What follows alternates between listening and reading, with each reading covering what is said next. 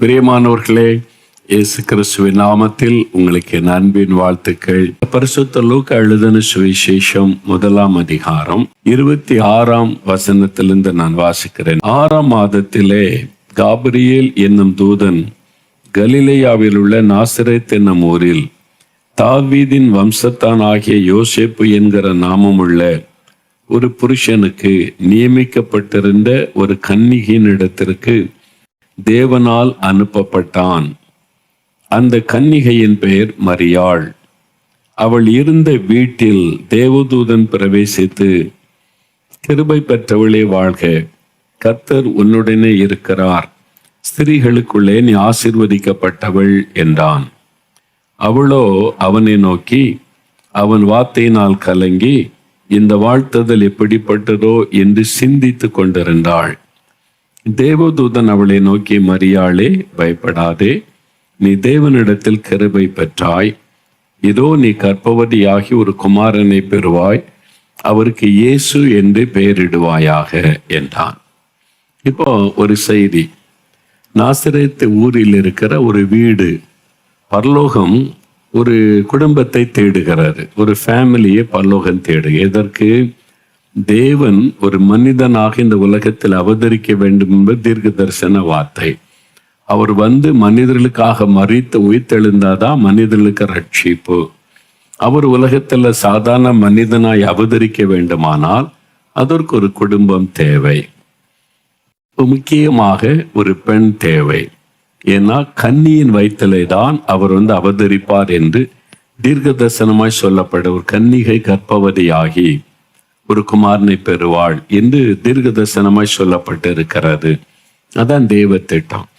தேவனுடைய ரட்சிப்பின் திட்டத்தை நிறைவேற்றுவதற்கு, இரட்சகராக இந்த இயேசு உலகத்தில் வருவதற்கு ஒரு குடும்பம் தேவை. அப்ப தேவன் தேடுகிறார். அது வந்து இஸ்ரவேல் தேசத்தில் உள்ள ஒரு யூத குடும்பமா இருக்கணும். இஸ்ரவேலருடைய குடும்பம் தேவன் தேடுகிறார் அவங்க மத்தியில. இது தீர்க்க தரிசனமா சொல்லப்பட்டதுனால அந்த காலத்துல வாலிப பெண் பிள்ளைகள், ஆண்டவர் ஒருவேளை என் மூலமாக இந்த உலகத்தில் அவதரிக்கலாம் என்று சொல்லி வாலிப பெண் பிள்ளைகள் தங்களை ஆயத்தப்படுத்திக் கொள்வாங்களாம், எதிர்பார்ப்பாங்களாம். ஒருவேளை கர்த்தர் என்னை தெரிந்து கொள்ளலாம் இந்த உலகத்தில் மனிதனாய் அவதரிப்பதற்கு என்பதாக.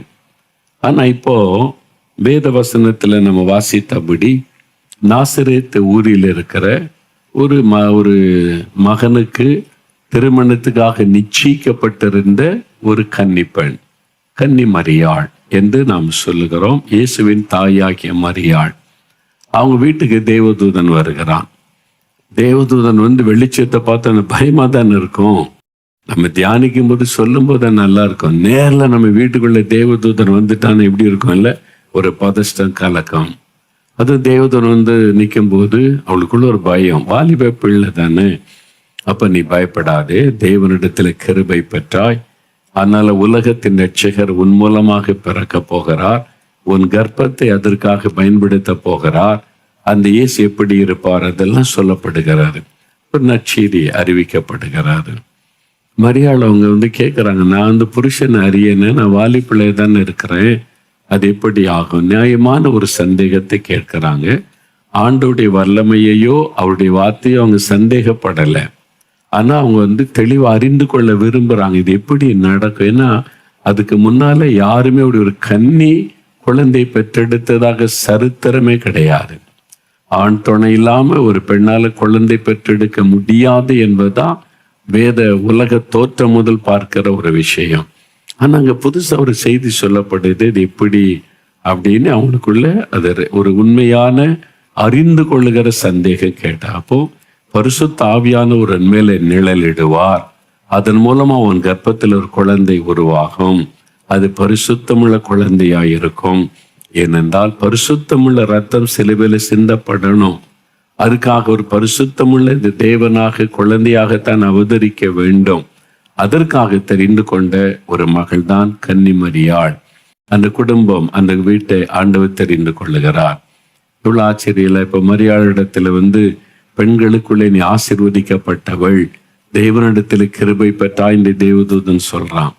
அப்போ எத்தனையோ இளம் பெண்கள், வாலி பெண்கள் இருக்க, இயேசுவின் தாயாகிய மரியாளை, இந்த மரியாளை தெரிந்து கொள்ள காரணம் என்ன? கொஞ்சம் யோசித்து பாருங்களேன். நானே யோசித்து பார்த்தேன். இது எவ்வளவு பெரிய சரித்திரபூர்வமான, யாருக்கும் கிடைக்காத ஸ்லாக்கிய ஒரே ஒருத்தருக்கு தான். இந்த ஸ்லாக்கிய ஒரே ஒரு முறை ஒரே ஒருத்தருக்கு தான். ஒரு முறை தான் இயேசு இந்த உலகத்தில் தேவன் மனிதனாய் அவதரிக்க போகிறார்.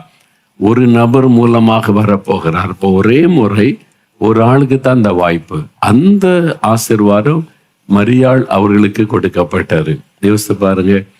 அப்போ தேவன் மனிதனாய் அவதரிக்கிறதுக்கு ஒரு பெண்ணை அவர் தெரிந்து கொள்றாருந்தா, வாயாடியா இருந்தா ஆண்டவர் தெரிந்து கொண்டிருப்பாரா? எங்க போனாலும் வாய் அடிக்கிறது, அவளை பற்றி பேசுறது, இவளை பற்றி பேசுறது, பேசிக்கிட்டே இருக்கிறது. அவர் வாயாடிங்க அப்படின்னு கேட்டா அவங்கள ஆண்டவர் தெரிந்து கொள்வாரா? சரி, இவன் சண்டை போடுறவாப்பா, அப்பா கிட்ட சண்டை போடுவா, அம்மா கிட்ட சண்டை போடுவா, இந்த தண்ணி எடுக்க போனா அந்த கிணத்துக்கரையில சண்டை போடுவா, அவகிட்ட வாய் கொடுத்து யாரும் மீளாது, அந்த மாதிரி நியாயம் பேசுவா. அந்த மாதிரி பேசுற ஆளா இருந்திருந்தா மரியாள் அவங்கள ஆண்டவர் தெரிந்தெடுத்திருப்பாரா? இல்லை. அப்ப அவங்க எப்படி இருந்திருக்கணும்? சாந்த குணமா இருந்திருக்கணும், தாழ்மையா இருந்திருக்கணும், அமைதியா இருந்திருக்கணும். அதனாலதான் தேவன் அவளை தெரிந்து கொண்டார். நீங்க எப்படி இருக்கீங்க? அடுத்த ஆளை பற்றி புறம் கூறுவது, பேசுவது, கிண்டல் பண்ணுவது, நக்கல் பண்ணுவது, மற்றவங்களை குற்றப்படுத்துவது, இந்த மாதிரிலாம் செய்யற ஆளை எப்படி தேவன் தெரிந்து கொள்வார்னு சொல்லுங்க. அப்ப ஆண்டவர் எதிர்பார்க்கிற ஒரு வாழ்க்கை வாழ நம்ம அர்ப்பணித்துக் கொள்ளணும். கன்னி மரியாள் இப்படி ஒரு சாட்சியான வாழ்க்கை வாழ்ந்திருக்கணும். அதனால்தான் தேவன் தெரிந்து கொண்டார். அவங்க ஒழுங்க வேதத்தை தியானிக்கிறது, அந்த யூத முறைமைப்படி ஆண்டவரை தொழுது கொள்ளுவது, பெற்றோருக்கு கீழ்ப்படிந்து இருப்பது. பேரண்ட்ஸ் எதிர்த்து பேசுற ஆளா இருந்தா தேவன் கன்னிமரியாளை தெரிந்து கொண்டிருப்பாரா? நீங்க சொல்லுங்க. எப்படி தெரிந்து கொண்டிருப்பாரு? இல்லைல்ல. அப்போ அவனுடைய சுபாவம் கிறிஸ்து இயேசுவின் சுபாவத்திற்கு ஒத்ததாக இருந்தது. தாழ்மையா இருந்தாங்க, சாந்தமா இருந்தாங்க, தேவனால் மனுஷரால் சாட்சி பெற்றவங்களா இருந்தாங்க. அதனாலதான் தேவன் அவளை தெரிந்து கொண்டார். அப்போ ஆண்டவர் உங்களை தெரிந்தெடுத்து பயன்படுத்தி உங்களில் மகிமைப்பட விரும்புகிறார். அதுக்கு தகுதி உள்ளவர்களாக நம்மை அர்ப்பணித்துக் கொள்ளணும். அப்பதான் தேவன் நம்மை தெரிந்தெடுத்து அவர் ஆசீர்வதித்து பயன்படுத்த முடியும். இங்கே மரியாளை ஆண்டவர் தெரிந்து கொள்ளுகிறார். அதனால அவங்களுக்கு இவ்வளவு பெரிய ஸ்லாக்கிய, ஸ்திரீகளுக்குள்ளே நீங்க ஆசீர்வதிக்கப்பட்டவர்கள், எவ்வளவு பெரிய பாக்கியம் இல்லை? அப்ப இன்றைக்கு உங்களை பார்த்து சொல்றாரு, என் மகளே, என் மகனே, உன்னுடைய குடும்பம் எனக்கு முக்கியம். உன் குடும்பத்துக்குள்ள என் வெளிச்சம் வரணும். உன் குடும்பத்தின் மூலம் அநேகரை நான் ஆசீர்வதிக்க விரும்புகிறேன். அப்போ உன் குடும்பம் எப்படி இருக்கணும் அப்படின்னு சொன்னா, அங்க இயேசுவுக்கு தான் முதலிடம் இருக்கணும். ஆண்டவருக்கு பிரியமானபடி தான் எல்லாமே நடக்கணும். அதற்கு உங்களை அர்ப்பணித்து கொண்டீங்கன்னு வைத்துக் கொள்ளுங்க. ஆண்டவர் உங்களுடைய குடும்பத்தை ஆசீர்வதித்து அநேகருக்கு ஆசீர்வாதமாய் பயன்படுத்துவார். அப்போ கன்னிமரியாளை போல ஒரு சாட்சியான வாழ்க்கை வாழ பெண்கள் தங்களை அர்ப்பணித்துக் கொள்ளணும். தேவதூதன் சொல்லுகிறான், கிருபை பெற்றவள் அப்படின்னு சொல்லுகிறதை பார்க்கிறோம். யாருக்கு தேவன் கிருபை கொடுப்பார் தெரியுமா? தன் பாவத்தை மறைக்கிறவன் வாழ்வடைய மாட்டான், அறிக்கை செய்து விட்டு விடுகிறவன் தேவ சமூகத்தில் இறக்கும் கிருபை பெறுகிறான். அப்போ அது மாத்திர தன்னைத்தான் உயர்த்துகிறவன் தாழ்த்தப்படுவான், தன்னை தாழ்த்துகிறவனுக்கு தேவனுடைய கிருபை கிடைக்கும் என்று வசனம் சொல்லுகிறது. அப்போ அவங்க ரொம்ப தாழ்மையானவங்க, எளிமையானவங்க, ரொம்ப சார்ந்த குணம் உள்ளவங்க, வீண் வார்த்தை பேச மாட்டாங்க, அடுத்த ஆளை பற்றி குறை சொல்றது, கமெண்ட் அடிக்கிறது செய்ய மாட்டாங்க. தான் உண்டு, தன்னுடைய கடமை பொறுப்புகள் உண்டு, அதுல உண்மையா இருந்திருப்பாங்க. அதனாலதான் கன்னிமரியாளை தெரிந்து கொண்டார். நீங்க எப்படி இருக்கிறீங்க? முதல்ல உங்க வீட்டுல சாட்சியா இருக்கீங்களா? ஆண்டவருக்கு உங்களுக்குள்ள உறவு சரியா இருக்குதா? உங்க குடும்பத்துல மற்றவங்க உங்களை பார்த்து சாட்சி சொல்லக்கூடிய அளவுக்கு உங்களுடைய வாழ்க்கை இருக்குதா? அவ வாயாடிங்க, யார் வாங்கி கொடுக்கறது? ஒண்ணு பேசுனா 10 பேசுவா. ஐயோ இப்படிலாம் கேளிக்கப்பா, ஒன்றும் செய்ய முடியாது அப்படின்னு பேரண்ட்ஸ் துக்கப்படுற அளவுக்கு இருக்கீங்களா? இல்லை ரொம்ப சார்ந்த குணம் உள்ளவ, நம்ம 10 கேட்டால் ஒன்று அமைதியாக பதில் சொல்லுவா, கோபம் வராது, எப்பவும் சந்தோஷமா இருப்பா, எப்பவும் ஆண்டவரை பற்றி பேசுவா, மற்றவங்களுக்கு ஆண்டவரை பற்றி சொல்லுவா அப்படின்னு சாட்சி சொன்னா இப்படி இருக்கும். நம்ம அப்படி இருக்கணும்ல. அப்போ உங்க குடும்பம் அப்படி இருக்கணும்ல.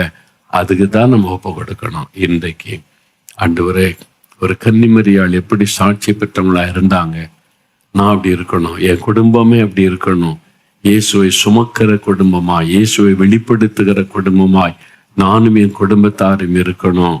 அதற்கு எங்களை ஒப்பு கொடுக்கிறோம். நீ ஒப்பு கொடுத்து பாருங்க, ஒரு பெரிய ஆசீர்வாதம் உங்க வீட்டுல காத்திருக்கிறது. அதை நீங்க காண்பீங்க, பெற்றுக்கொள்ளுவீங்க. இப்ப நம்ம ஜெபிக்க போறோம். கன்னிமரியாளை கண்முன்னால நிறுத்துங்க. அவங்க எவ்வளவு பரிசுத்தமா வாழ்ந்து, தாழ்மையா வாழ்ந்து, சாந்தமாய் வாழ்ந்து, சாட்சியுள்ள ஒரு வாழ்க்கை வாழ்ந்திருந்ததுனால கர்த்தர் தெரிந்து கொண்டார். நானும் அப்படி வாழணும் ஆண்டவரே அப்படின்னு சொல்லி ஒப்பு கொடுக்கணும். இப்ப நம்ம ஜெபிக்கலாம். முக்கியமா பெண்கள், உங்க குடும்பம் உங்க நிமித்தம் ஆசீர்வதிக்கப்படணுமானா நீங்க கன்னிமரியாளை போல வாழுவதற்கு உங்களை ஒப்பு கொடுக்கணும். தாழ்மையா இருக்க, சாந்தமா இருக்க, ஆண்டவருக்கு பிரியமா இருக்க ஒப்பு கொடுக்கணும். ஒப்பு கொடுக்குறீங்களா? ஆண்டவரே, என்னையும் எங்கள் குடும்பத்தையும் நாங்க ஒப்பு கொடுக்கிறோம். குட்டி பிள்ளைகள் கூட ஜெபம் பண்ணுங்க. ஏசப்பா கிட்ட சொல்லுங்க, கன்னிமரியாளுடைய வாழ்க்கைக்காக நாங்கள் உம்மை துதிக்கிறோம். அவனுடைய சாட்சியான வாழ்க்கைக்காக நன்றி செலுத்துகிறோம். இயேசு இந்த உலகத்தில் வருவதற்கு நீங்க தெரிந்து கொண்ட அந்த தாயாருக்காக நாங்கள் உம்மை துதிக்கிறோம். அவளை போல சாட்சியா நாங்க வாழணும், பரிசுத்தமா நாங்க வாழணும், சாந்த குணமுள்ளவர்களாய் வாழணும், தாழ்மை உள்ளவர்களாக நாங்க இருக்கணும். அவங்களை போல ஒரு பரிசுத்த சிந்தை எங்களுக்கு இருக்கணும். ஆண்டவரே, என்னையும் என் குடும்பத்தையும் அப்படி மாற்றும், அப்படிப்பட்ட மாற்றத்தை என் குடும்பத்திலே உண்டாக்கும், என் பிள்ளைகளுக்குள்ளே உண்டாக்கும், எனக்குள்ளே உண்டாக்கும். எங்க குடும்பமே நாங்க சாட்சியா நின்று மகிமைப்படுத்தணும். அதற்காக அர்ப்பணித்துக் கொள்கிறோம். ஆண்டவரே, ஜெபம் பண்ணுங்க. ஆண்டவர்கிட்ட பேசுங்க. குடும்பத்துக்குள்ள சமாதானமும் மன மகிழ்ச்சியும் ஆசீர்வாதம் உண்டாயிருக்கட்டும். தகப்பனை, அவங்க குடும்பத்தில் ஒரு அற்புதம் நடக்கட்டும். அவங்க குடும்பத்தில் இருக்கிற வியாதிகள் எல்லாம் விலகட்டும், கட்டுகள் மாறட்டும், கடன் பிரச்சனைகள் நீங்கட்டும், வறுமைகள் நீங்கட்டும், தடைகள் நீங்கி காரியங்கள் வாய்க்கட்டும், ஆசீர்வாதம் உண்டாகட்டும். அவங்க ஜெபிக்க காரியத்தில் அற்புதம் நடக்கும்படி செய்யும். இன்றைக்கு ஒரு விடுதலை, சுகமும் ஆசீர்வாதமும் உண்டாகட்டும். வியாதி பிரச்சனை, மரணப்படுக்கை, ஆஸ்பத்திரி இந்த அலைச்சல் இல்லாதபடி சூழ்நிலைகள் எல்லாம் மாறட்டும். இயேசுவின் நாமத்தில் என்று ஜெபிக்கிறேன். உம்முடைய கரம் தொடுகிறது, ஆசீர்வதிக்கிறது. அதற்காக உமக்கு நன்றி. உம்முடைய பிரசன்னம் தொடர்ந்து இந்த வீட்டில் நிலைத்திருக்கட்டும். இயேசுவின் நாமத்தில் ஜெபிக்கிறோம் பிதாவே. ஆமேன், ஆமேன்.